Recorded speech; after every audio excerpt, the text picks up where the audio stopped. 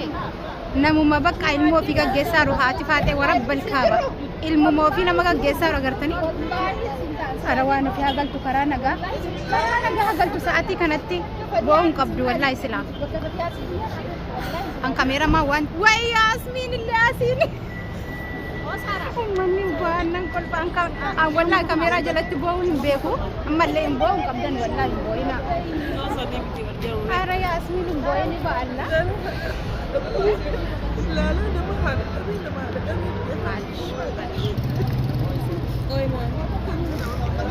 معلش sun dhugaadha garuu sa'atii kanatti ammoo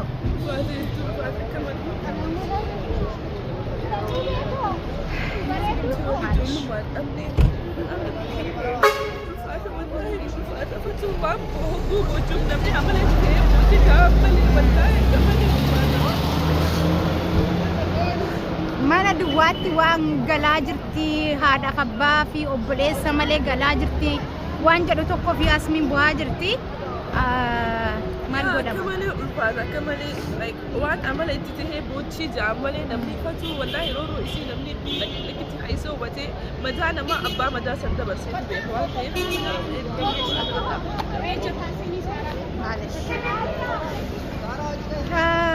manni giddiidhaan nu boosisuuf deema ana boo'uu hin fedhu Yasmin karaa nama geggeessuun jaalladhu wallahi billahi karaa na nyaatte wallahi jiraamti namni tokkoffaa haadhan qabdu lammaffaa ammoo manatti galtu sanuun qabdu sadaffaa harka ofii keessaa waan qabdu anu biyya ofirraa argee madaa waan qabuuf gaayis na ulfaata malee waan biraa miti wallahi rabbumti si bichaa bira haa jiraatu nama yeroo baay'ee kolfuuf nama yeroo baay'ee boo'u kana namni waan madaa qabu yookaan ammoo waan qabuuf keessa namni itti fakkaatu beektaa ulfaata wallahi billahi ka beeku bicha namaa beeka namaa beeku bicha akkasi bakka maalesh saaliyaa fatiyye bareeddi adda mushurraa fakkaate wallahi ummanni duuba kanaa waa'ee kan kirraa bu'aa jira ammoo maashaallah saaliyaa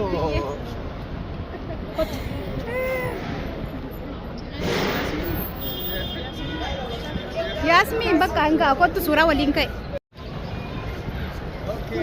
Sikina wadazi wa Jamila bareeda dha namni waraabachuu eega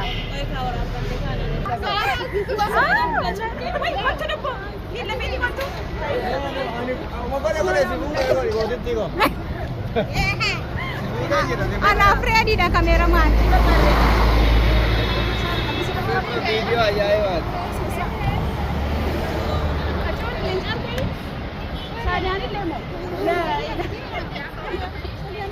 kuno bareedanii jirtan urjukottu seeni ciao jadi maal goona miti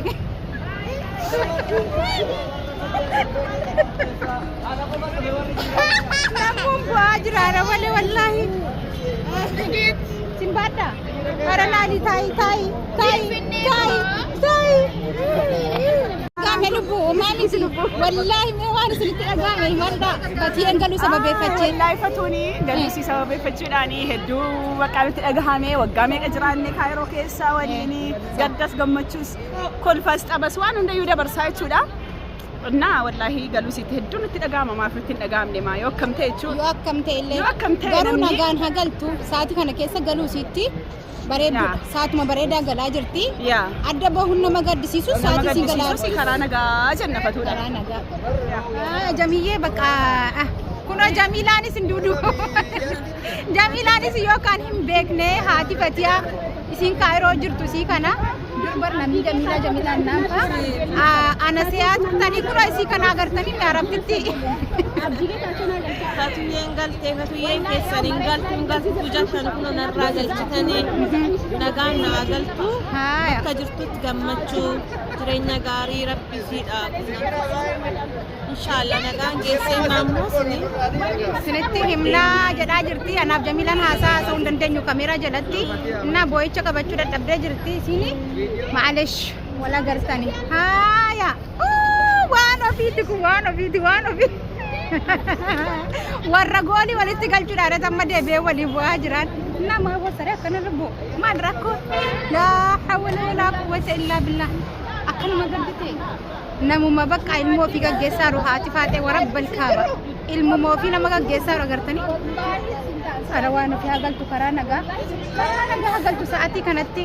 bo'uun qabdu wallaahi silaa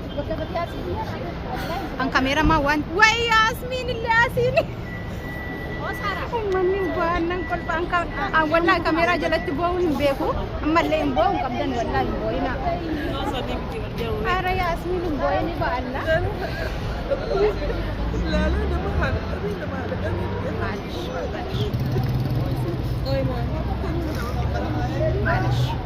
sun dhugaadha garuu sa'aatii kanatti ammoo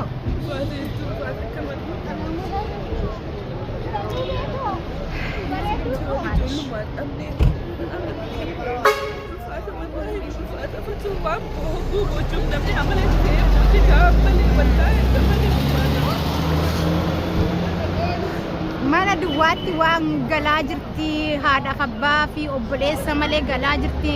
waan jedhu tokko fi Yaasmiin bu'aa jirti maal godhama kamalee ulfaata kamalee like waan amala itti tahee boochii jaamalee namni fatu wallahi yeroo ishee namni itti haisee hubatee mataa nama abbaa mataa san dabarsee beeku waan ta'eef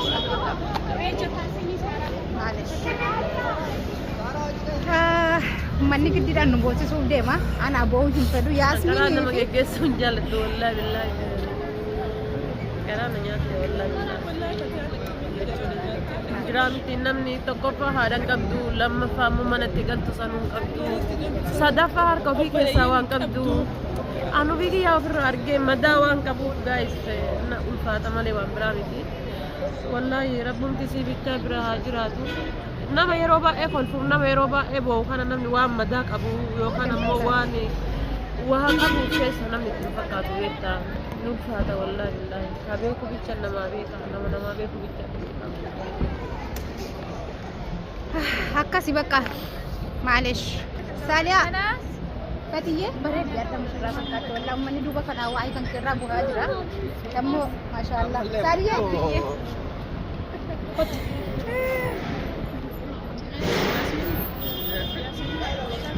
Yaasmiin bakka hanga kottu suuraa waliin ka'e haati faateetiif Yaasmiin imimmaan irraa dhaabbachuu diddeeban maal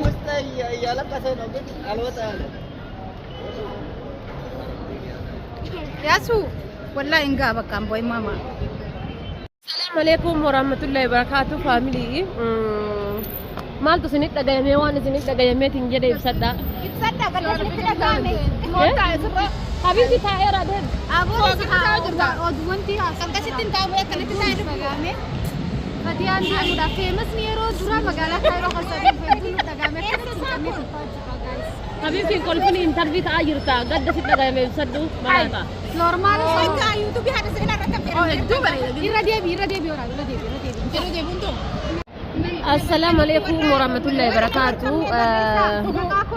adda geggeessaa Fatiyaa irra jirra jechuudha inshallah jechuudha mee waan isinit dhagayame jechuudha gadda isinit dhagayame ibsadha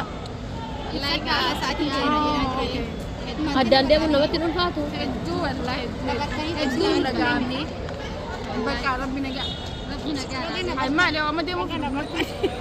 ay dhugaan deemtisiin Fatiyee deemaa jirti wallahi boyni fatu bakka Sobeecho la saatiin kee Indeebi'aa obsi fatu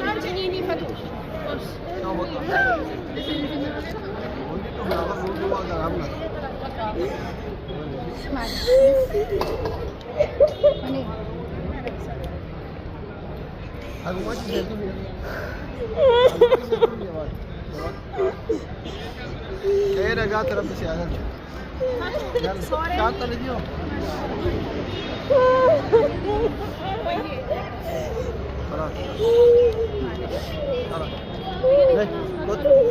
Koi kam jana ruko